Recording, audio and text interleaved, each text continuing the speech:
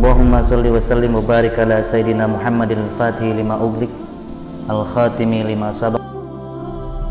Ayat ini berbicara tentang kewajiban kita beribadah, berpuasa di hadapan Allah Subhanahu wa taala di bulan suci Ramadan.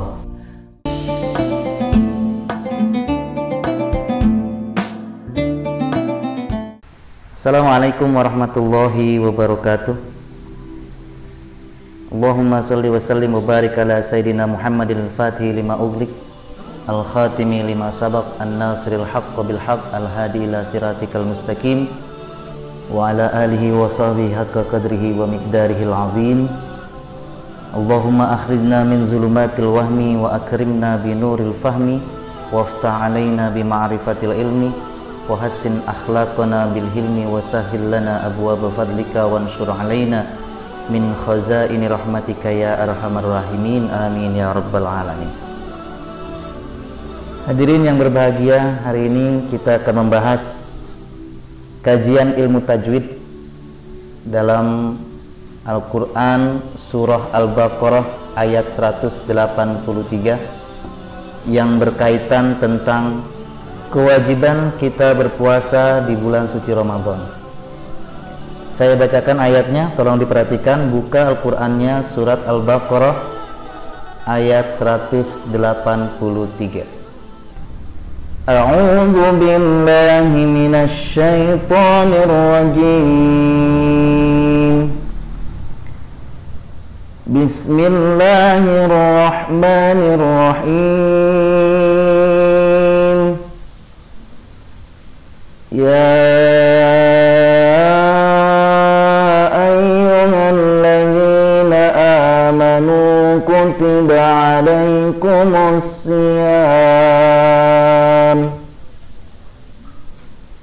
kutiba alaikumus siyam kama kutiba alal ladzina min qablikum la'allakum tattaqun. Shadaqallahul azim.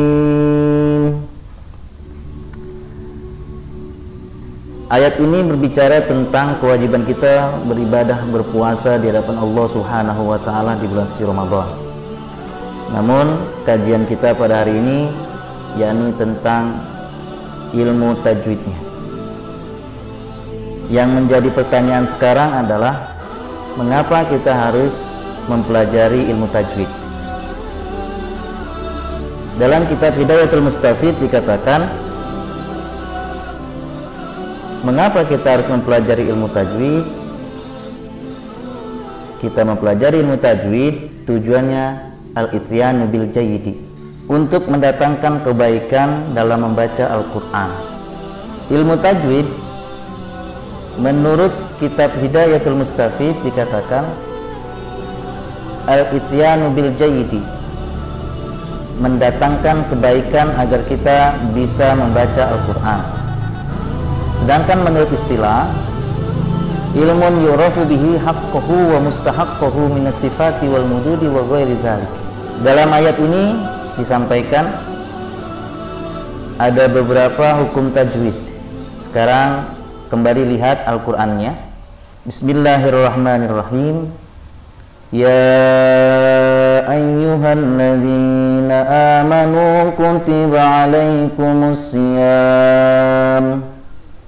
Ya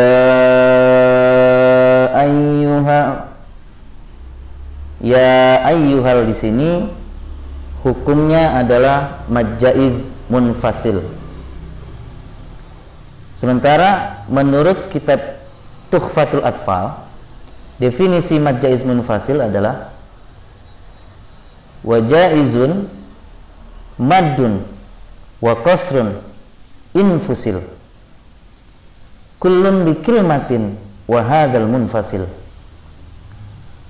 Artinya mad jaiz itu boleh dipanjangkan seperti mad wajib muttasil. Boleh dibaca 2 harokat, boleh dibaca 4 harokat, boleh dibaca 5 harokat. Boleh pula dibaca pendek seperti mad tabi'i, yaitu jika mad dan hamzah masing-masing dalam kalimat terpisah, dan ini disebut mad jaiz munfasil. Kemudian dalam ayat selanjutnya, ayyuhalladzina, alladzina, dalam teks atau lafaz alladzina ada alif lam. Dan sementara dalam alif lam, hukum alif lam itu terbagi kepada dua bagian. Yang pertama alif lam qamariyah, dan yang kedua alif lam syamsiyah. Dari kedua alif lam ini ada kriteria-kriteria khusus. Yang pertama, kalau alif lam qamariyah, alif lamnya terbaca jelas. Yang kedua, ada tanda sukun. Dan yang ketiga, bertemu dengan salah satu huruf qamariyah. Sementara alif lam syamsiyah, kriterianya adalah alif lam tidak terbaca jelas, kemudian ada tanda tasydid, dan yang terakhir bertemu dengan huruf syamsiyah. Nah, sementara dalam konteks ini, dalam lafaz ayyuhalladzina, ya ayyuhalladzina, alladzi, alif lamnya alif lam qamariyah. Kenapa? Karena dibaca jelas, tapi sementara di atasnya ada tanda tasydid. Maka dalam kitab Hidayatul Mustafid dikatakan lafaz alladzina merupakan alif lam ziyadah, ataupun bisa juga disebut juga dengan alif lam syamsiyah. Kemudian selanjutnya dzina, dzina adalah mad tabi'i. Kenapa dikatakan mad tabi'i? Dalam kitab Tuhfatul Atfal dikatakan wal maddu asli wa far'iyun lahu wa sama aulan tabi'iyan wahu. Mad itu ada dua. Yang pertama mad asli dan mad far'i. Mad asli disebut juga dengan mad tabi'i. Sementara ciri-ciri dari mad asli atau mad tabi'i adalah yang pertama, alif sebelumnya berharakat fathah, ya sebelumnya berharakat kasrah, waw sebelumnya berharakat dhammah. Oke, selanjutnya lafaz amanu, amanu, a merupakan mad badal. Kenapa dikatakan dengan mad badal? Mad artinya panjang, badal artinya pengganti. Mad badal ini terjadi karena huruf mad didahului oleh huruf hamzah. Jika huruf yang mendahului bukan hamzah, maka hukumnya adalah tetap mad asli. Kemudian manu, mad tabi'i. Penjelasannya seperti tadi. Kutiba alaikumus siyam. Ada alai. Alai. Alai ini adalah bacaan lin. Sementara kalau yang disebut dengan mad lin adalah ketika dia diwakafkan, maka menjadi mad lin. Sementara di sini tidak bisa diwakafkan, maka disebutnya dengan bacaan lin atau huruf lin. Kumus siyam, mus alif lam syamsiyah. Penjelasannya seperti di awal tadi. Yam mad tabi'i. Kama mad tabi'i. Kenapa dikatakan mad tabi'i? Karena ada alif sebelumnya berharakat fathah. Kutiba 'alal ladzina min qablikum, 'alal ladzina, seperti yang tadi bisa dikatakan alif lam ziyadah, bisa juga disebutkan dengan alif lam syamsiyah. Ladzi mad tabi'i, na min qablikum, min qablikum. Nah, sekarang nun mati ketemu dengan huruf qaf. Sekarang kita berbicara tentang hukum nun mati. Ada berapa hukum yang terdapat dalam nun mati?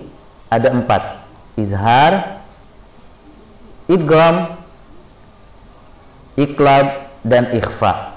Sementara di sini nun mati ketemu dengan huruf qaf disebutnya dengan ikhfa. Ada berapa huruf ikhfa? Dalam kitab Tuhfatul Atfal dikatakan kurang lebih ada 15. Terkumpul dalam lafaz sifdha sana kam jada syahsun qad sama dum thayyiba zid fi tuqadha zalima. Qablikum qad qalqalah sughra kum la'allakum tattaqun. Selanjutnya mim mati ketemu dengan huruf lam. Ada nun mati, ada mim mati. Mim mati ketemu huruf lam disebutnya izhar syafawi. La'allakum tattaqun.